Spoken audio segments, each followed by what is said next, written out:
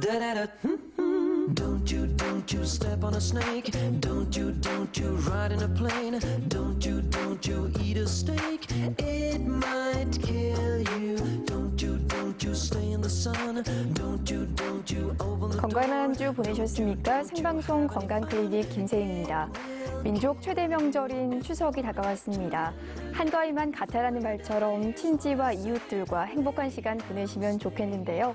그런데 가족 중 누군가가 갑자기 아프거나 또 다치는 일이 생긴다면 어떨까요? 작년의 경우 추석 연휴 동안 응급의료센터를 찾는 환자는 하루 평균 2만 3천 건, 평상시와 비교하면 평일에 2.2배나 늘었다고 합니다. 추석 연휴에 갑자기 환자가 발생하면 당황하기 쉽지만요. 응급 상황에 대처하는 방법과 또 응급실에 꼭 가야 하는 상황들을 미리 알아둔다면 침착하게 대응할 수 있습니다. 그래서 오늘 생방송 건강클리닉에서는 명절에 흔히 발생할 수 있는 응급질환과 그 대처 방법에 대해서 자세히 알아보는 시간 마련했습니다. 오늘도 여러분을 위한 상담 전화 열어놓고 있습니다. 명절에 흔히 발생할 수 있는 응급질환과 그 대처 방법에 궁금증 있으신 분들은요. 250-5100번, 5200번으로 전화 주시면 전문의의 친절한 상담 받으실 수 있습니다. 오늘 이 시간 추석 명절에 흔한 응급질환에 대해서 이야기 나누실 분 소개해드리겠습니다. 응급의학과 전문의 박정숙 선생님 나오셨습니다. 선생님 반갑습니다. 네, 반갑습니다. 많은 분들이 기쁜 마음으로 고대하던 추석 연휴가 다가왔습니다. 하지만 응급의료진 분들은요, 명절 분위기를 쉽게 즐길 수 없다고 해요. 그때가 제일 바쁘시다고요, 선생님? 네, 그렇습니다. 아무래도 추석 연휴 동안에는 외래를 포함해서 주위에 많은 병의원들이 휴진을 하게 되다 보니까 네. 응급실이 북새통이 되는데요. 이런 긴 연휴 동안 응급실을 찾아야 될 상황과 그렇지 않은 상황에 대한 대처법을 알고 계신다면 도움이 될 것입니다. 그래서 오늘 이 시간에는 추석 명절 동안 흔한 응급 증상과 대처법, 그리고 꼭 구급차를 불러야 될 상황, 응급 상황에 대한 정보를 얻는 방법과 주위 진료 중인 병의원을 확인하고 진료받는 방법까지 이야기를 해볼까 합니다. 네, 오늘 방송 보시면 명절 동안에 생길 수 있는 다양한 응급 부처 방법들 대비할 수 있을 것 같은데요. 연휴 동안 많은 병원들이 문을 닫습니다. 그래서 갑자기 배탈이 나거나 아프게 되면 어떻게 하는지 당황할 때가 많은데요. 연휴에도 문을 여는 방법, 또 약국을 안내해주는 방법들도 있다고요, 선생님? 네, 그렇습니다. 중앙응급의료센터 홈페이지와 이젠 앱인데요. 네. 연휴 기간 동안 진료하는 병원, 의원, 응급실 정보가 모두 모여 있고 지역별로 검색이 가능합니다. 그리고 약국 정보도 제공하고 있습니다. 스마트폰의 경우에는 구글 플레이 스토어나 앱스토어에서 응급의료 정보 제공을 검색해서 이젠 앱을 다운로드 받을 수가 있습니다. 현재 구급 업무를 119에서 모두 담당하고 있기 때문에 응급 상황에 대한 신고, 문의 모두 119 번호를 이용하시면 되고요. 네. 상황별 대처 방법도 전화로 자세히 안내하고 있기 때문에 도움을 받으시는 것이 좋겠습니다. 네, 이제 응급의료 정보 제공은 중앙응급의료센터 홈페이지 그리고 응급의료 포털 이젠 앱을 통해서도 가까운 병원 찾기, 또 응급실 찾기, 약국 찾기가 가능하다는 점 기억하면 좋겠습니다. 또 긴급한 상황이 발생했을 때는요, 바로 119 긴급 종합상황실로 연락을 하시면 상황별로 지금 어떤 대처가 필요한지, 또 병원을 가야 한다면 이 구급차가 출동을 할 수도 있고요. 필요한 도움들을 받을 수 있겠습니다. 그럼 이제 상황별로 대처하는 방법들 알아보도록 하겠습니다. 우선 명절 음식 때문에 배탈 나는 경우가 선생님 가장 많을 것 같아요. 네, 그렇습니다. 추석 명절에는 많은 분들이 자연스레 평소보다 기름진 음식을 섭취하게 되고 과식을 하게 되면서 위장 질환을 겪게 됩니다. 한꺼번에 대량으로 조리해 두고 오래 먹는 추석 음식의 경우에는 무엇보다 조리 과정 및 보관 시에 각별한 주의가 필요하겠습니다. 네. 이렇게 주의했음에도 불구하고 위장 질환이 발생해 구토, 설사가 심하다면 초기에는 금식을 하고 지켜보는 것이 좋습니다. 구토, 설사가 이렇게 주의했음에도 불구하고 위장 질환이 발생해서 구토, 설사가 심하다면 초기에는 금식을 하고 지켜보는 것이 좋습니다.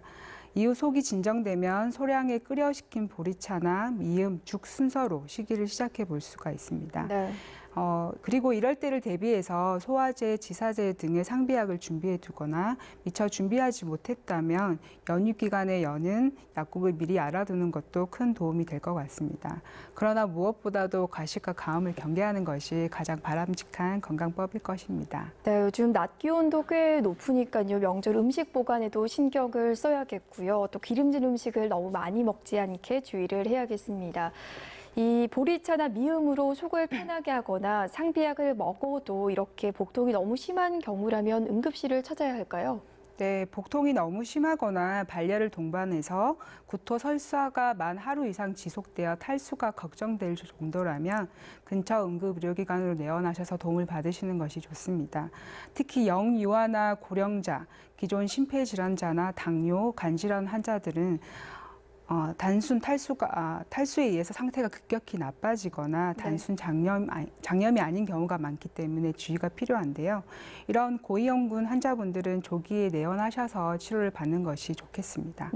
영유아나 고령자 또 기저질환인 분들은 위험할 수 있을 만큼 의료기관을 찾는 게 중요하겠습니다. 그리고 이제 추석 명절 전후로 이렇게 성묘를 가게 되는데요. 이때 벌을 쏘이는 사고 참 빈번한 것 같아요. 네, 명절 전후로 선산을 오르거나 벌초를 하시는 경우가 많으실 텐데요. 말벌에 쏘이는 경우가 흔합니다. 말벌은 벌침이 남진 않지만 쏘인 부위에 국소적인 통증과 부종을 동반하게 되는데요. 통증이 심하지 않고 전신적인 알레르기 증상이 없다면 얼음찜질을 하면서 안정된 상태로 지켜봐도 좋습니다. 네. 만약 그 쏘인 부위에 국소적인 알러지 반응으로 가려움증과 통증이 있으시다면 항히스타민제와 진통제를 함께 구입해서 먹는 것이 도움이 됩니다. 근데 통증이 심하지 않고 알레르기 증상이 없다면 얼음찜질로 대처가 가능하겠지만요. 알레르기 증상을 보인다면 또 목숨을 잃을 경우도 있다라고 하던데요. 어떤가요, 선생님? 네, 그렇습니다. 벌독에 심한 알레르기가 있는 경우에는 혈압이 떨어지거나 후두 부종으로 인한 호흡곤란, 즉 아나필락시스 상태가 될 수 있는데요.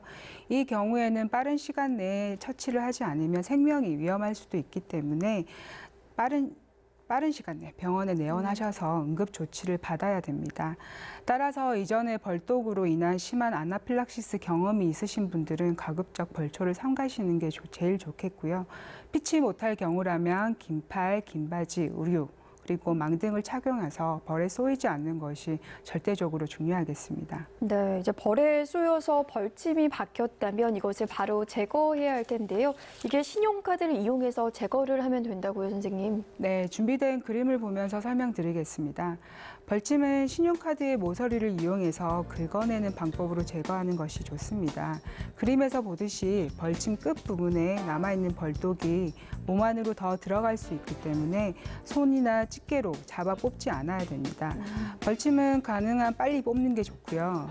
만약 벌침을 뽑았는데도 온몸이 가려우면서 호흡이 가빠오거나 어지럽거나 하는 등의 증상이 생기면 즉시 병원에 오셔서 알러지 억제 약물을 투여받으셔야 됩니다. 네, 또 벌초를 하러 산에 갔다가 진드기에 물리거나 또 감염성 질환이 발생하는 경우도 있다고 하던데요. 이것도 주의를 해야겠죠? 네, 풀숲에서 진드기에 물리거나 지 소변에 노출되면서 찌질 가무시, 유행성 출혈열 등 고열에 동반하는 감염성 질환에 걸릴 수가 있는데요. 그래서 벌초를 가실 때는 긴 옷과 긴 양말로 몸을 보호하시고 풀밭에 오래 앉아 있거나 눕는 등의 행동은 피하는 것이 좋겠습니다. 네, 이 진드기에 물려 발생하는 찌질 가무시병 증상은 어떻게 나타나나요? 네, 정확하게는 진드기 유충에게 물려서 오리엔티아 찌찌가무시균에 감염되어서 발생하는 병이 찌찌가무시병인데요. 잠복기는 1주에서 3주일까지 다양하지만 대개 10일에서 12일 정도입니다. 네. 이 잠복기가 지나고 나면 고열이 발생하면서 환자가 심한 두통, 오한, 근육통을 대개 호소하시고요. 기침, 인후통 같은 감기 유사 증상과 설사 등이 나타나기도 합니다. 네. 그리고 특징적인 발진과 가피가 발생하는 질환인데요. 그림을 보면서 설명드리겠습니다. 이 발진은 발열이 시작되고 일주일 정도 지나면 몸통에서 나타나 사지로 퍼져나가게 되는데요. 수일 내에 사라지고요. 이 환자의 50% 정도에서 볼 네. 수가 있습니다. 다음 그림 보면서 설명. 네, 한번 가피 선생님 말씀을 하시는 거죠. 이때 가피가 중요한 부분이라고 하더라고요. 네, 감염자의 대부분은 그림과 같은 피부에 특징적인 가피, 딱지가 생기는데요. 진드기 유충에 물려서 생기는 피부의 궤양성 병변입니다. 주로 인체의 습한 곳에서 볼 수 있는데요. 네. 예를 들어서 그림처럼 겨드랑이, 사타구니, 무릎 뒤 접히는 오금 같은 부위인데요. 그래서 세심한 신체 진찰이 필요합니다. 요약하면 찌찌가무시병은 대개의 경우 9월, 11월 사이에 성묘, 밤죽기, 등산 등의 야외 활동을 1, 2주 전에 한 사람에서 발열, 발진 이런 특징적인 가피 등이 나타날 때 임상적으로 거의 진단을 할 수가 있습니다. 네. 정확한 진단을 위해서는 병원에서는 혈청 검사나 분자 유전학 검사를 시행하기도 합니다. 그러면 이 찌찌가무시병 빨리 치료를 하면 경과는 괜찮을까요? 네, 그렇습니다. 치료는 독시사이클린이라는 항생제를 투여해서 치료하고요. 기타 증상 완화를 위한 대증적인 치료를 겸행하고 있습니다. 경우에 따라 다르지만 대부분은 항생제를 투여하면 며칠 내에 급격히 증상이 호전되고요. 네. 그래서 모든 환자분들이 반드시 입원 치료를 요하는 것은 아닙니다. 물론 너무 심한 고열이나 몸살통이 심한 경우에는 입원해서 치료를 받는 것이 도움이 되고요. 대부분의 경우 이 적절한 치료를 받는다면 합병증 없이 완치가 가능한 질병인데요. 일부 환자, 특히 고령 환자라든지 기존의 기저질환이 많으신 분들, 네. 면역 상태가 떨어지신 분들은 경우에 따라서 뇌 수막염, 신부전, 호흡부전 등의 합병증으로 사망하는 경우가 드물게 있습니다. 다행히 사람 사이에 전파는 되지 않기 때문에 환자의 격리는 필요하지 않습니다. 우선은 진드기에 물리지 않게 긴 옷을 입고요. 또 퇴치약을 뿌리는 등 신경을 쓰는 게 가장 중요할 것 같습니다. 그리고 이제 추석 명절 음식들 많이들 준비하게 되는데요. 익숙지 않은 주방에서 음식을 하거나 과일을 깎거나 또 밤 등을 깎다가 칼에 손을 베는 경우도 많을 것 같아요. 네, 손은 이제 혈관이 많아서 지혈이 잘 되지 않아 대부분 피를 보고 네. 많이 놀라서 응급실에 내원하시는데요. 물론 다친 부위에 따라서 인대와 신경 손상이 동반될 수 있기 때문에 세심한 진찰이 필요한 곳입니다. 하지만 대부분의 경우 시간을 다투는 응급 증상은 아니기 때문에 너무 놀라시거나 서두르실 필요는 없는데요. 단지 몇 가지 주의사항을 말씀드리겠습니다. 네. 대개의 경우 칼을 쓸다가 손끝에 살이 심하게 베어서 오시는 경우들이 있는데요. 이 경우는 피부를 한 부에 올려 그대로 함께 가져오시는 것이 좋은데 물에 비벼 닦는 등의 행동은 조직 손상을 일으켜서 접합수술 시 생착률을 낮출 수 있기 때문에 주의가 필요합니다. 네. 간혹 지혈 목적으로 지혈제를 비롯해서 약초 등을 빻아서 올려오시거나 심지어 담뱃재를 발라오시는 경우도 있는데요. 이는 상처의 감염률을 높이고 이물질로 작용할 수 있기 때문에 절대 시행하지 마시고 깨끗한 수건과 가능하다면 꺼즈가 있으시다면 네. 눌러서 지혈하시면서 오시는 게 가장 좋겠습니다. 이제 심하게 베인 경우는 피부를 환부 위에 그대로 올려서 방문을 하시고요. 지혈은 수건이나 거즈로 눌러서 병원을 방문하시는 게 좋겠습니다. 이제 명절 음식 중에 꽂히죠. 저는 튀김을 참 좋아하는데 기름에 튀기거나 전을 부치거나 이렇게 뜨거운 음식을 할 때 화상을 데이는 경우 많을 것 같은데요. 이럴 때는 어떻게 하면 좋을까요? 네, 이제 전을 부치거나 요리를 하면서 데워오시는 어른분들 그리고 어른들의 잠깐의 방심 사이에 네. 아이들도 많이 되어서 오는데요. 화상의 응급 처치에서 가장 중요한 것은 상처 부위를 충분히 식혀주는 것입니다. 이는 흐르는 물에 화상 부위를 15분에서 20분 가량 흘려주는 방식으로 식혀주는 것이 가장 좋은데요. 단 물은 너무 차가우면 안 됩니다. 상온에 한 15도씨 물로 식혀주는 것이 가장 좋고요. 네. 또 화상을 입은 부위에 옷이나 장갑을 착용하고 있다면 가장 좋은 것은 제거한 후에 화상 부위를 식혀주는 것이 좋겠지만 너무 억지로 벗기려고 하다가는 네. 오히려 손상을 더 입힐 수가 있습니다. 이제 화상을 입었을 때는 흐르는 물을 15분가량 흘려주고요. 연고나 소주, 치약 같은 거는 바르면 되지 않겠습니다. 생방송 건강클리닉 오늘 명절에 흔히 발생할 수 있는 응급질환과 그 대처 방법에 대해 알아보고 있는데요. 궁금증 있으신 분들은 250-5100번, 5200번으로 전화 주시면 되겠습니다. 네, 이번에는 명절에 특히 발생하기 쉬운 응급 상황들에 대해서 알아보겠습니다. 빨리 119를 불러야 하는 응급 상황, 선생님 어떤 것들이 있을까요? 네, 그런 일이 없으면 좋겠지만 언제 어디서든 119 구급대의 도움을 받아야 하는 응급 상황이 발생할 수 있습니다. 특히 명절을 맞아서 떡을 먹고 소아나 고령의 가족에게 기도 폐색이 오는 경우가 있을 수 있는데요. 네. 만약 떡을 먹고 숨을 쉬지 못하겠다는 표현, 제가 보여드리면 이렇게 숨을 못 쉬겠다는 표현, 초킹 사인이라고 하는데요. 이런 경우에는 빨리 지체 없이 119 구급대에 연락을 하고 동시에 복부 밀처 올리기법을 시도해 볼 수 있습니다. 네, 그러면 이 응급처치 방법을 좀 사진을 보면서 설명을 해주시겠어요? 네, 그림에서 보면 먼저 환자의 몸을 앞으로 살짝 숙이고 그 뒤로 가서 섭니다. 한 손은 주먹을 쥐고 한 손으로는 그 나머지 주먹 쥔 손을 감싸서 두 손을 모으고 배꼽과 갈비뼈, 명치 부위 사이에 둡니다. 명치 부위에 둡니다. 빠르고 강하게 당겨서 올리고요. 이것은 환자가 이물질을 토해낼 때까지 계속 반복을 하시면 됩니다. 네. 그럼 이제 기도가 폐쇄됐을 경우에 또 심폐소생술은 어떻게 하면 될까요, 선생님? 이 그림은 영아의 기도 폐쇄 처치인데요. 네. 아기들은 이제 평소에 이런 장난감 같은 거 삼키면서 질식이 오는 사고가 안타깝게도 발생하는 경우가 있는데 영아의 경우에는 그림에서처럼 아이의 머리가 아래로 향하게 한 상태에서 등을 강하게 5번 치게 치고요. 다시 돌려서 가슴 압박 오해를 시행합니다. 이것은 이물질이 확인될 때까지 계속 반복하게 되고요. 네. 다행히 이 두 가지 방법으로 성공적으로 이물질을 토해내면은 극적으로 특별한 문제가 생기진 않는데 안타깝게도 이물질을 토해내지 못하면은 네. 환자는 결국 심정지 상태로 이어지게 되고요. 이 경우에는 심폐소생술을 바로 시행해야 합니다. 너무 급하게 먹지 않고 또 천천히 꼭꼭 씹어서 먹고요. 어린아이들은 사탕 또 작은 장난감들을 삼키지 않도록 신경을 우선 써야겠습니다. 그리고 또 갑작스러운 심장 질환이 문제가 되기도 할 것 같아요. 네, 가족들 간의 만남으로 평소보다 무리하면서 심혈관 질환이 악화되어 흉통을 호소하는 경우가 있습니다.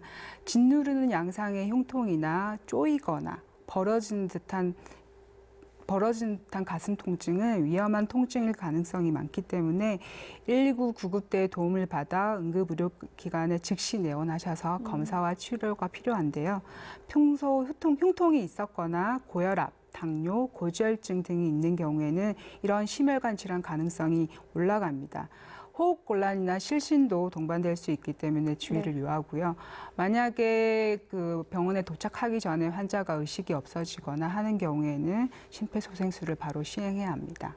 요즘처럼 또 일교차가 심한 날씨에 심혈관 또 뇌질환이 발생할 수 있을 텐데요. 뇌경색 또 뇌출혈도 조심을 해야겠죠. 네, 날씨가 쌀쌀해지면서 많이 발생하는 뇌출혈과 뇌경색, 둘을 통칭하는 뇌졸중도 흔한 응급질환인데요. 네. 갑자기 한쪽 팔다리에 마비가 오거나 감각이 떨어지거나 한쪽 얼굴에 표정이 없어지는 경우, 말이 어눌해지는 경우에는 의심을 해봐야 되는데요. 이런 증상 없이 단순하게 어지럼증, 그리고 심한 두통과 오심이 나타날 수도 있습니다. 이 경우는 시간을 다투는 만큼 지체 마시고 119 구급대의 도움을 받으셔서 뇌혈관 치료가 가능한 응급의료 기관에 오셔서 치료 받으셔야 합니다. 네, 이제 심혈관 질환이나 뇌졸중 같은 경우에는 치료 시간을 다투는 질환이다 보니까 이런 응급 상황이 발생했을 때 어떻게 하는 게 가장 현명한 대처 방법일까요? 이런 급한 상황이 발생하시면 지체 말고 간혹 너무 당황하신 나머지 정말 주위의 친구, 가족들한테 연락을 하시면서 지체되는 경우가 있는데요. 이런 응급 상황일 땐 지체 말고 119에 신고를 하셔야 됩니다. 지금 현재 119에서 모두 구급 업무를 담당하고 있기 때문에 이런 응급 상황에 대한 신고와 문의 119 번호를 바로 이용하시면 되고요. 상황별 대처 방법도 전화로 자세히 알려주기 때문에 도움이 되실 겁니다. 네. 또 이제 앞서 언급을 했듯이 기도 폐색이나 심혈관 질환이 발생했을 때 환자가 의식 의식이 없다면 이제 심폐소생술을 해야 할 텐데요. 심폐소생술 요령을 알아두는 것도 중요할 것 같은데 한번 짚어볼까요, 선생님? 네, 심폐소생술을 교육을 받으신 분들도 많으실 텐데요. 네. 한번 간단하게 요약하면 쓰러진 환자가 의식이 없고 호흡이 없거나 비정상적인 호흡을 하고 있다면 심정지 상태를 의심해야 됩니다. 먼저 환자가 반응이 있는지 살펴보고요. 이 반응은 양 어깨를 가볍게 두드리면서 의식이 있는지, 호흡을 제대로 하고 있는지 여부를 살피시고요. 반응이 없으면 바로 119에 신고하고 주변에 자동 제세동기가 있으면 도움을 요청하셔서 자동 제세동기를 가져오시게 하면 됩니다.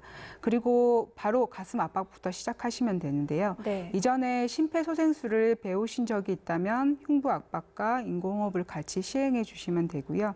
배우신 적이 없으신다면 119 안내에 따라 가슴 압박만 지속적으로 시행해 주셔도 됩니다.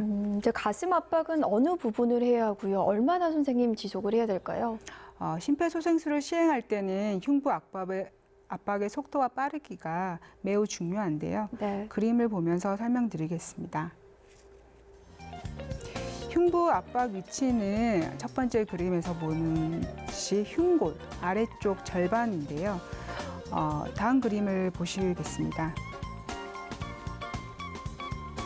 흉부 압박 방법은 손꿈치를 놓고 손을 깍지 끼듯이 포개서 그 압박 위치에 댑니다.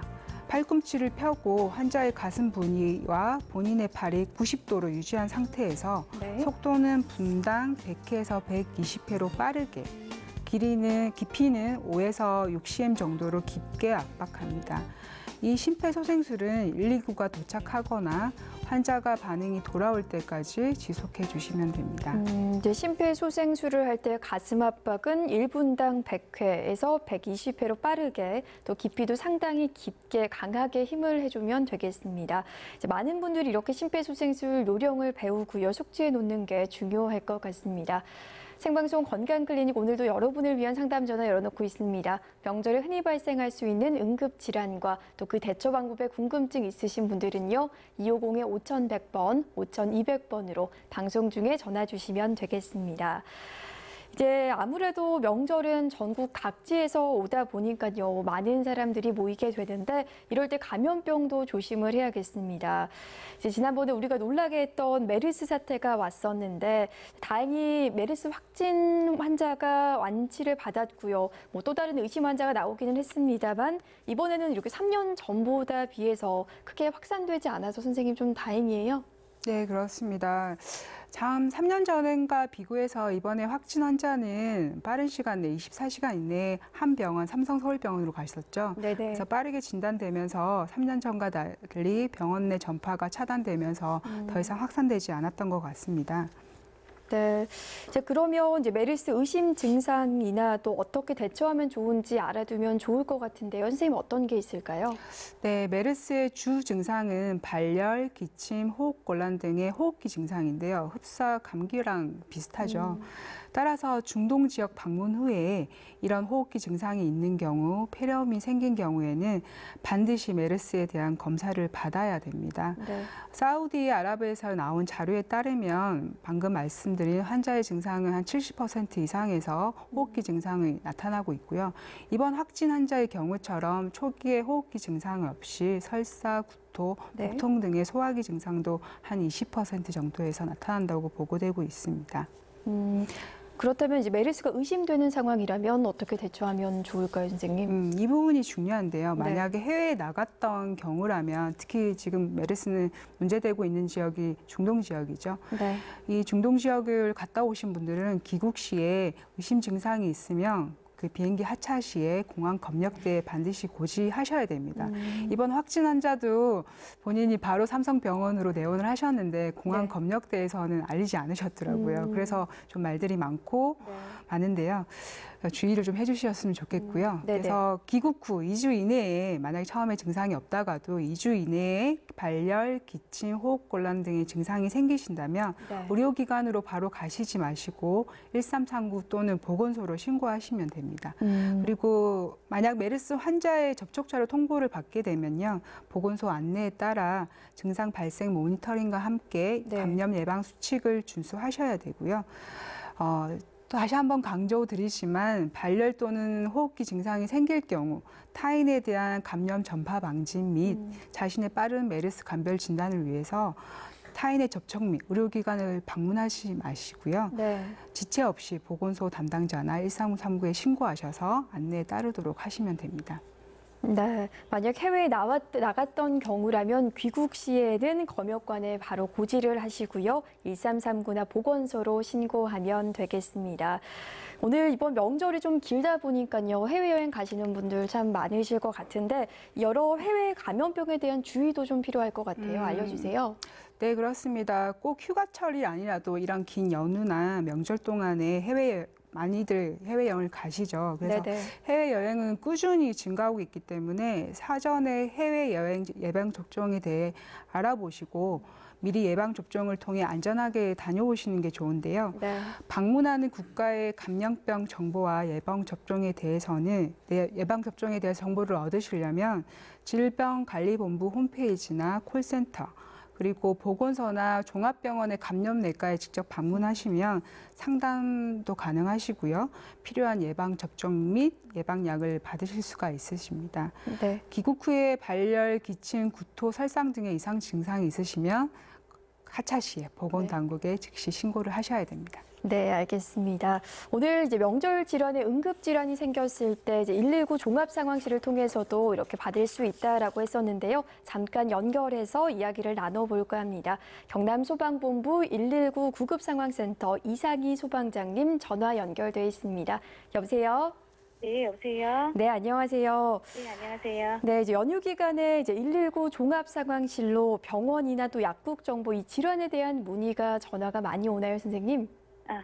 네, 그 119 구급상황관리센터에서는 지난해 총 63,440건의 상담 전화를 받았는데요. 네네. 이건 일평균으로 하면 173건 정도 처리하는 거고요. 네네. 지난 추석 연휴 기간 동안은 총 5,000여 건의 상담 전화가 왔었는데 네. 이거는 이제 평소 대비 약 3배 정도 해당하는 건수입니다. 네. 예, 그래서 저희는 추석 연휴 기간에 119로 접수되는 의료 상담을 위해서 상담 요원을 4명 추가 배치해서 운영하고 있습니다. 이렇게 명절 연휴 동안 급한 응급 상황이 생겼을 때 이제 119 종합 상황실로 안내를 받으면서 많은 분들이 전화를 주시는데요. 하지만 뭐 다른 신고 접수에 지장을 주는 건 아닌지 약간 걱정이 돼요. 어떤가요, 선생님?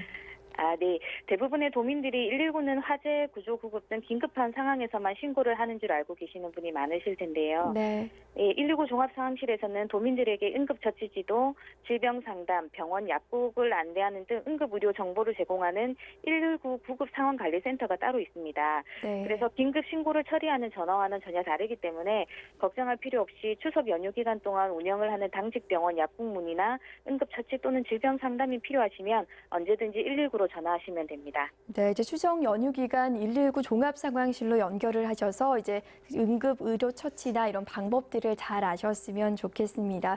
우리 소방대원 여러분들 중에서는 오히려 가족들과 함께하지 못하신 분들이 참 많으실 것 같은데요. 네. 늘 연휴마다 명절마다 고생이 많으십니다. 오늘 전화 연결 감사합니다. 네, 감사합니다.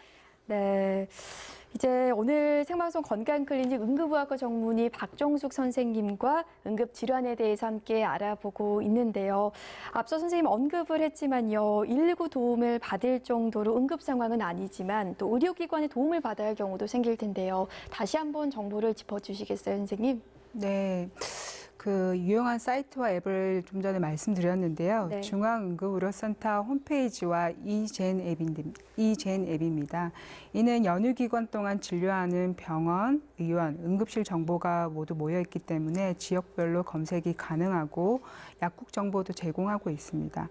스마트폰의 경우에는 구글 플레이 스토어 또는 앱 스토어에서 응급의료 정보 제공을 검색해서 이젠 앱을 다운로드 하시면 좀 더 쉽게 이용하실 수 있을 것 같습니다. 네, 이제 중앙의료응급센터 홈페이지 또는 이젠 앱을 활용하시면 병원과 응급실 약 정보들이 나올 수 있으니까 도움이 될 것 같습니다. 네.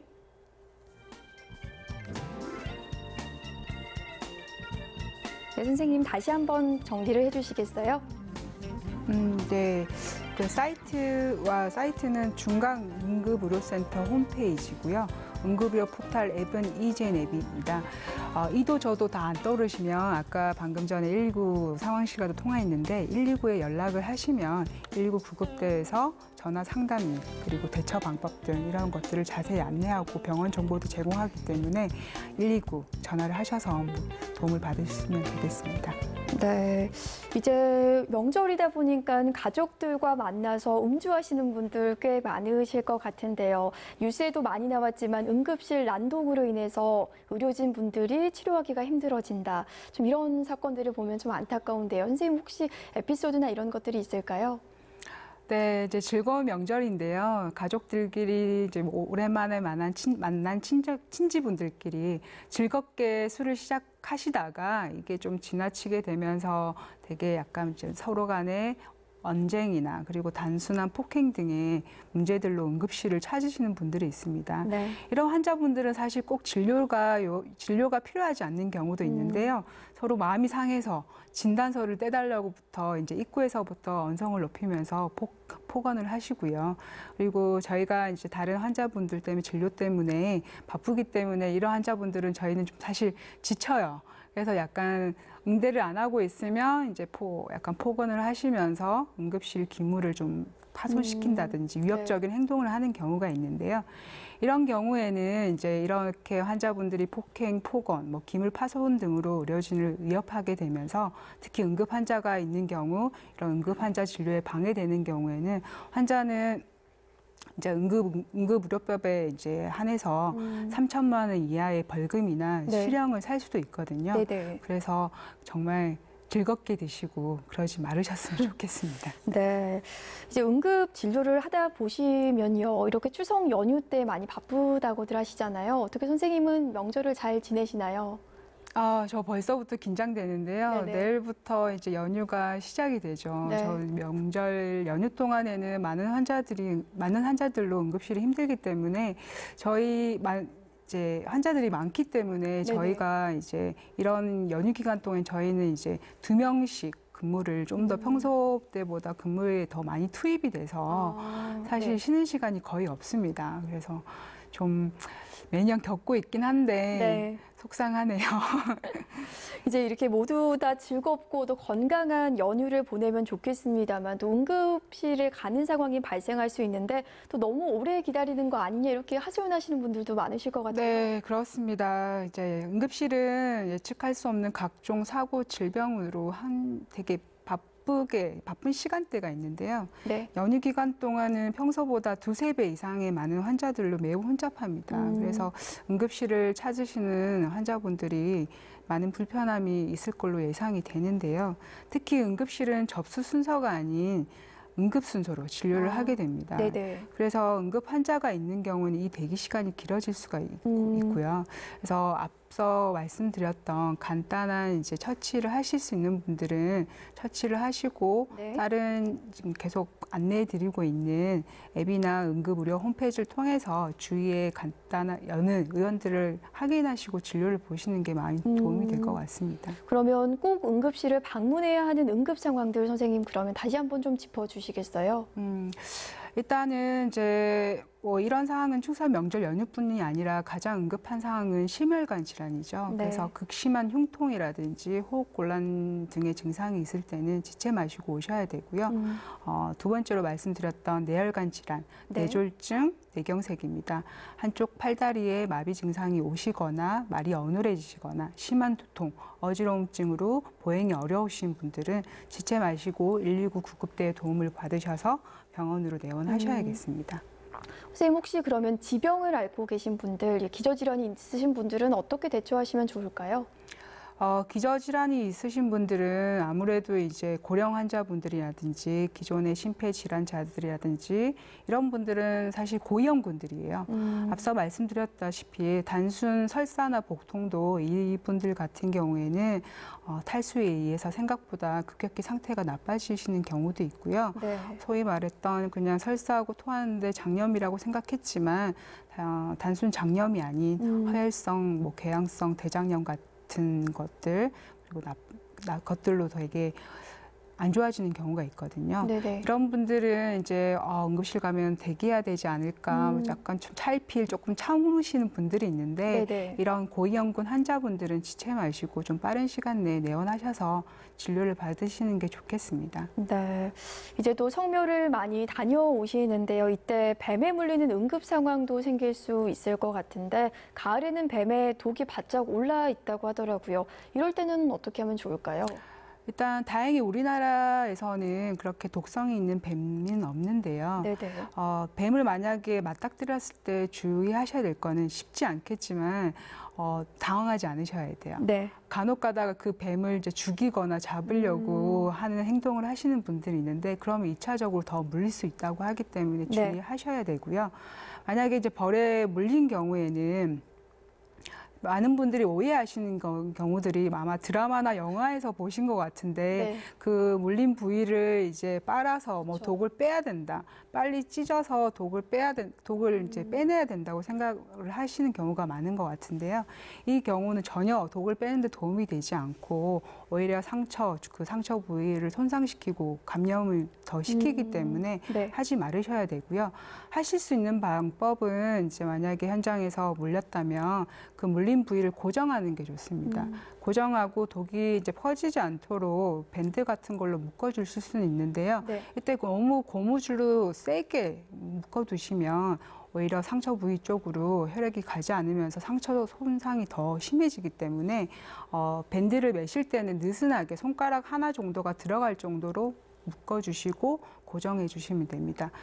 대부분은 우리나라의 뱀은 그렇게 독성이 없어서 심한 네네. 경우는 없는데 그래도 뱀에 물린 경우에는 병원에 내원하셔서 진찰을 받으시고 의료진의 조치에 따르셔야 됩니다. 네, 이제 연휴 동안 병 의료기관에 도움이 받아야 할 일이 생긴다면 오늘 다시 한번 짚어보겠습니다. 중앙응급의료센터 홈페이지 또 이젠 앱을 다운받으셔서 이렇게 병원과 응급실 약국 정보가 나와 있으니까요. 잘 활용하셨으면 좋겠습니다. 선생님, 오늘 응급의학과 전문의 박정숙 선생님 모시고 추석 명절에 흔히 발생할 수 있는 응급 질환들에 대해서 알아봤는데요. 끝으로 시청자 여러분들께 마지막 말씀 부탁드립니다. 네, 앞서 말씀드린 대로 이제 연휴 기간 동안에는 응급실에 많은 환자들로 정말 복색통이 되는데요. 그래서 응급실을 찾으시는 분들도 진료 대기 시간으로 아마 진료를 보시는 데 있어서 불편함이 있을 걸로 생각이 됩니다. 이런 상황들을 많은 분들이 이해해 주시고 기다려서 진료를 보시지만 간혹 이제 이런 지연 시간 때문에 불만을 격하게 표현하시는 환자 보호자분들이 있는데요. 저희 이제 응급실 의료진들은 이런 명절 연휴 때마다 뭐 고향에 가지 못하는 것은 물론이고요. 근무 때 거의 식사도 하지 못하고 화장실 갈 시간도 없이 많은 환자분들을 최대한 빠르게 진료하기 위해서 정말 최선을 다하고 있습니다. 네. 그래서 미연에 예방할 수 있는 것들은 좀 더 주의해 주시고요. 선생님, 그 부분을 다시 한번 짚어주시겠어요? 미연에 예방할 수 있는 처리 방법들. 미연에 예방할 수 있는 것들은 이제 사고 부분들이죠. 화상 같은 부위들은 화상 부분에 있어서는 특히 애들 같은 경우에는 부모님들이나 어른들이 잠깐 방심한 사이에 많이 데이거든요. 애기들은 정말 한눈 팔지 말아야 됩니다. 애기 주위에 데일 수 있는 물건들을 미리미리 치워두시는 게 애들이 이제 뭐 화상이 있는데 절대적으로 중요한 부위고요.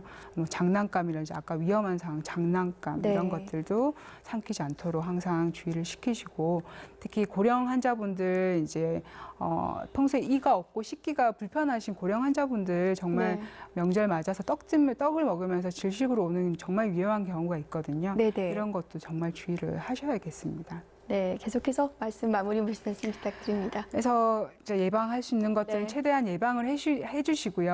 앞서 말씀드렸던 약간 민간요법이나 이렇게 하시면서 오히려 상처 부위나 이런 것들을 더 안 좋게 해서 오시는 분들이 있거든요.